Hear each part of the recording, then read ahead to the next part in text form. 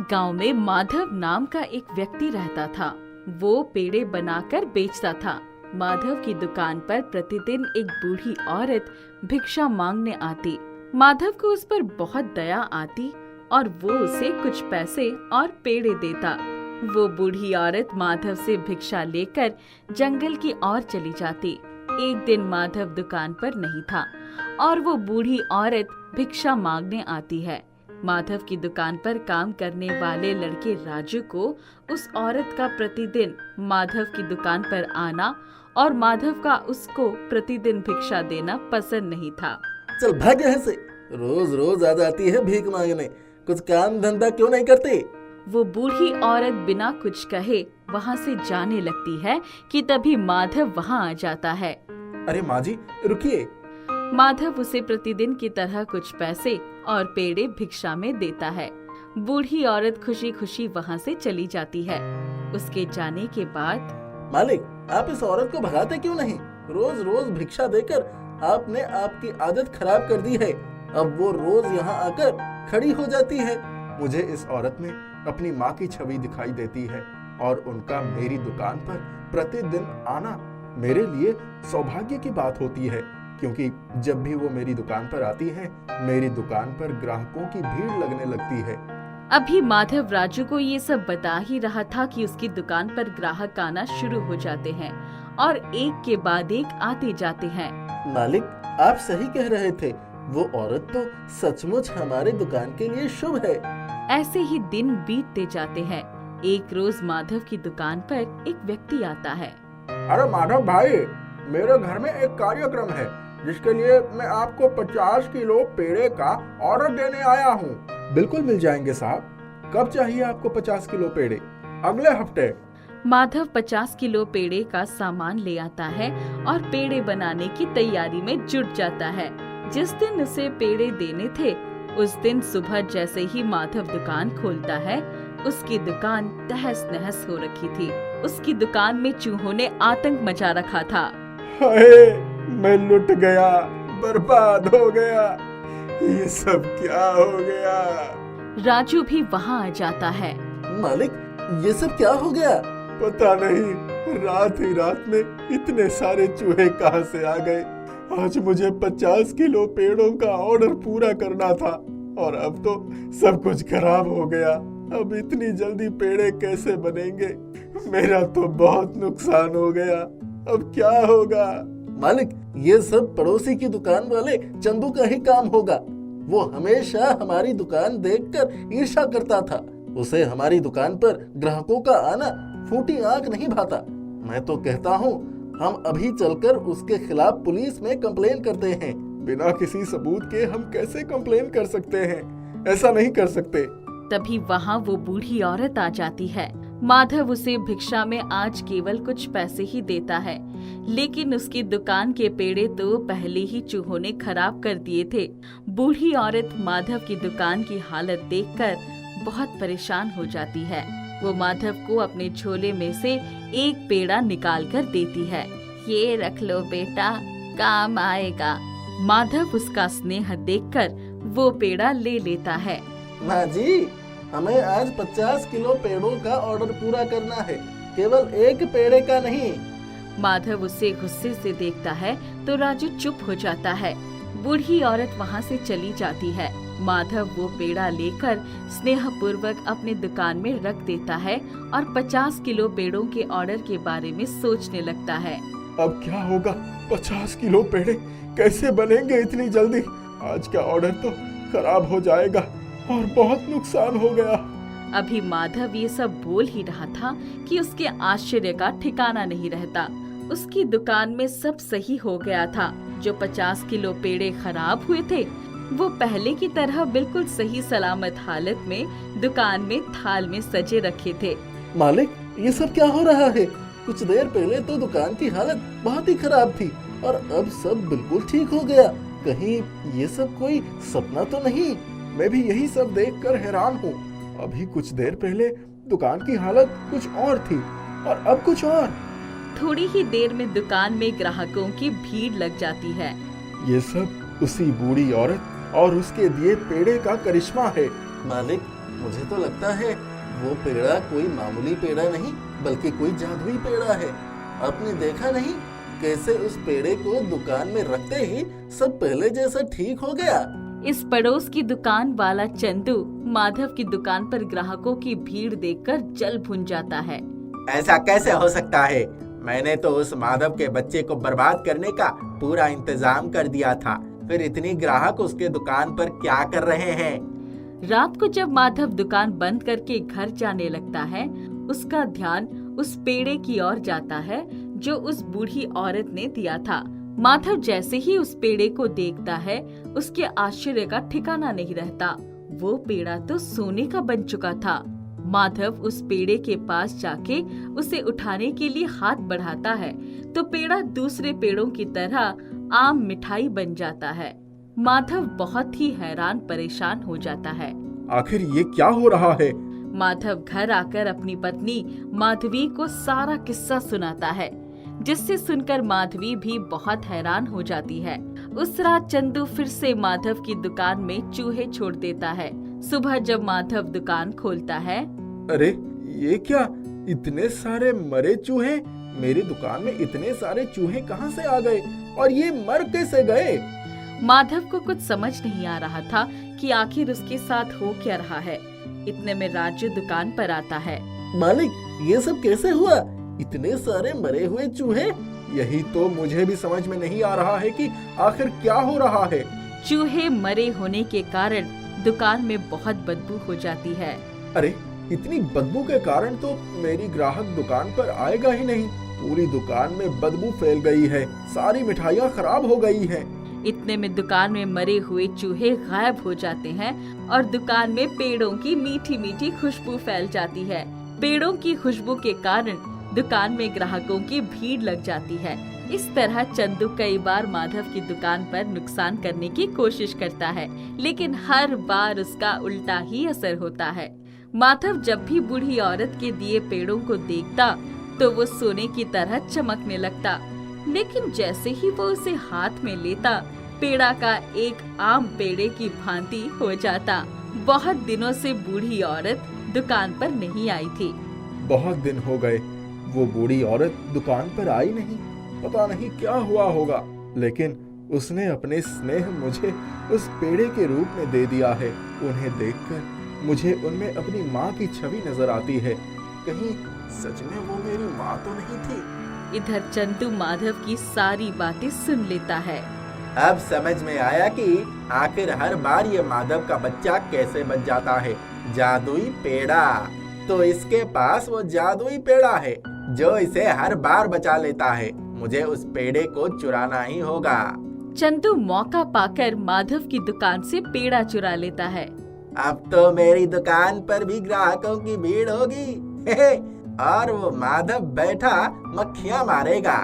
लेकिन ये क्या, चंदू की दुकान पर मक्खियाँ धावा बोल देती है। बहुत सी मक्खियाँ एक साथ। अरे बाप रे, ये क्या हो रहा है? इतनी सारी मक्खियाँ कहाँ से आ गई? मैंने तो माधव की दुकान पर मक्खियों की बात की थी, लेकिन यहाँ तो मेरी दुकान पर ग्राहकों की भीड़ की जगह मक्खियों की भीड़ लग गई। चंदू मक्खियों को भगाने की बहुत कोशिश करता है, लेकिन सब बेकार। चंदू भागता हुआ माधव के पास जाता है। माधव भाई, ओ माधव भाई, ये लो अपना जादुई पेड़ा और मुझे इसके जादू से बचाओ।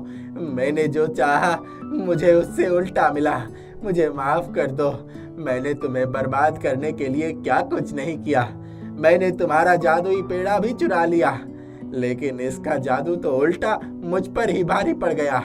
मैं वादा करता हूँ अब से तुम्हारे साथ कुछ बुरा नहीं करूँगा। मैं तो यहाँ से दुकान बेचकर कहीं दूर चला जाऊँगा, लेकिन तुम मुझे इसके जादू से बचा लो। माधव और राजू चंदू की हालत देखकर हंसते हैं।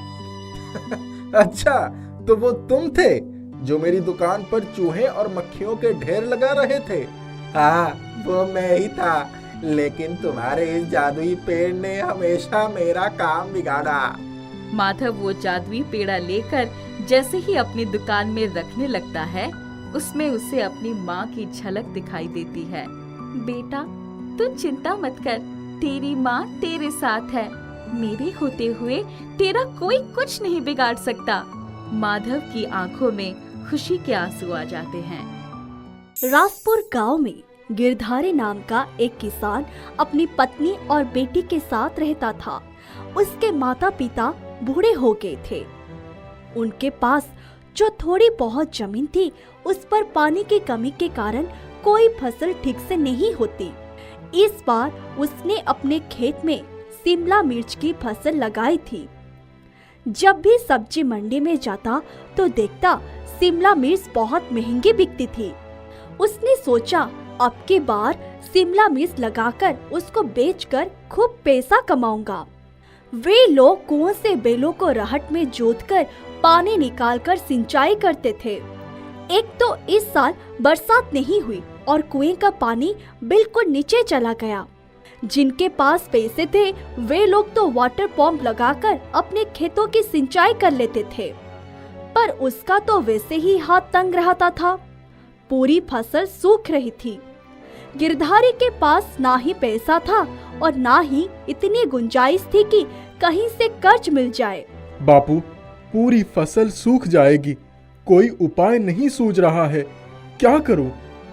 बेटा, मेरे पास तो फूटी कौड़ी भी नहीं है। जो कुछ था मुकदमे की भेंट चढ़ गया। अपनी माँ से पूछ लो, शायद कुछ पैसे रखे हो। मैंने तो थोड़ी सी रकम बचा कर रखी थी, सब बहू के जापे में ही खर्च हो गई। गिरधारी निराश होकर बरामदे में चुपचाप जाकर बैठ गया। बैठकर सोचने लगा कि क्या उपाय करे। वहीं बैठकर अपने नसीब को कोस रहा था कि अचानक एक बूढ़ी औरत लाठी टेकती हुई आई और बोली, बेटा कुछ खाने को दे दो, हो सके तो तन ढकने के लिए एक धोती भी दे दो। भगवान तुम्हारी सारी मुसीबत दूर करेगा। इस गांव में लोग बहुत कंजूस है, सुबह से ही घूम रही हूँ, किसी से एक अन्न का दाना भी मुझ अभागी के लिए ना जुटा। ये कहकर बुढ़िया की आंखों से आंसू गिरने लगे। गिरधारी अपने मुसीबत में उलझा हुआ बैठा था। उसने कहा, अच्छा तुम यहीं बैठो, मैं अभी घर में जाकर देखता हूँ, तुम्हारे लिए कुछ खाने को लेकर आता हूँ। सुनो, कुछ खाने को है? हाँ, तुम्हारे लिए खाना रखा है। वो 4 रोटी और दाल एक थाली में निकालकर बुढ़िया के लिए ले आया। बुढ़िया ने झट से अपने टीन की थाली निकालकर दाल रोटी ले ली और ऐसे खाने लगी जैसे कई दिनों की भूखी हो। गिरधारी उसकी तरफ देखकर मुस्कुरा दिया। वो अपनी पत्नी के पास गया और बोला, कोई पुरानी धोती है तो दे दो, बहुत गरीब है वो बुढ़िया। कौन बुढ़िया? किसकी बात कर रहे हो? अरे वही जिसके लिए खाना ले गया। तुम अपना खाना उस बुढ़िया को दे आए तो तुम क्या खाओगे? अब तो चूल्हे की आग भी ठंडी हो गई है। अरे कुछ भी खा लूंगा, देखो कोई धोती हो तो दे दो। वो चुपचाप गई और एक हरी किनारे वाली धोती लाकर दे दी। वो भी उसके पीछे पीछे देखने आई कि किसकी इतनी आवागत हो रही है। जब उसने बुढ़िया को देखा तो अपनी पति से बोली, तुमने बड़ा नेक काम किया। वो बुढ़िया खा पीकर धोती लेकर चली गई। थोड़ी देर बाद जब वो खेत पर पहुंचा तो अपने कुएं के पास वाटर पंप की घरघराहट की आवाज से चौंक गया। वो जल्दी जल्दी उसके पास गया, तभी उसमें से पानी निकलने लगा और खेतों में बनी नालियों में पानी रेंगने लगा। मारे खुशी के उसकी आंखों से आंसू बहने लगे। उसने वाटर पंप के पानी से अपने मुंह पर छींटा मारा, फिर क्यारियां भरने के लिए नाली काटने लगा। जैसे जैसे पानी खेतों के क्यारियों में भर रहा था, खेत लहा उठा, पर उसकी समझ में नहीं आ रहा था कि ये पंप किसने लगाया। जब वह वाटर पंप के नजदीक पहुंचा तो वाटर पंप से आवाज आई, गिरधारी, तुमने खुद भूखे रहकर मुझ जैसे भिखारिन को खाना खिलाया और तन ढकने को धोती दी। तुम जैसे लोग कभी भी मुश्किल में नहीं रह सकते। मैं जानती थी कि तुम बहुत परेशानी में हो। ये पंप तुम्हारी ही है। अब जहाँ चाहे वहाँ ये पंप लगाकर सिंचाई कर सकते हो। परंतु तुम कौन हो? मैं परी लोक से आई हुई परी हूँ। आज धरती पर इंसानों की दुनिया देखने के लिए आई थी, परंतु वहाँ तो तुम्हारे सिवा कोई इंसान मिला ही नहीं। क्या इस धरती पर सारे इंसान ऐसे ही निर्दयी होते हैं? इतने स्वार्थी लोग रहते हैं, इसका मुझे अंदाजा ही नहीं था। गिरधारी चुपचाप खड़ा उसके बातों को बड़े ध्यान से सुन रहा था। थोड़ी ही देर में वो घर आ गया। खाना खाकर जब बरामदे में बैठा तो लाल, हरे और पीले शिमला मिर्च के बड़े बड़े टोकरी अपने दरवाजे पर खड़े देखकर वो अचंभित हो गया। उसने एक टॉर्च ली और अपने खेत की तरफ भागा। वहां जाकर देखा कि उसकी मिर्च तो ज्यों की त्यों खड़ी लहरा रही है। वो वाटर पंप के पास जाकर बोला, मेरे घर पर किसकी शिमला मिर्च रखी है? उसको बेचकर अपनी जरूरतें पूरी करो।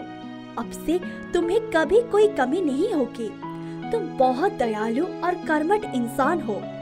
इस बारे में किसी से कुछ ना कहना। जब समय आएगा तो मैं खुद ही बताने को कहूँगा। गिरधारी घर गया।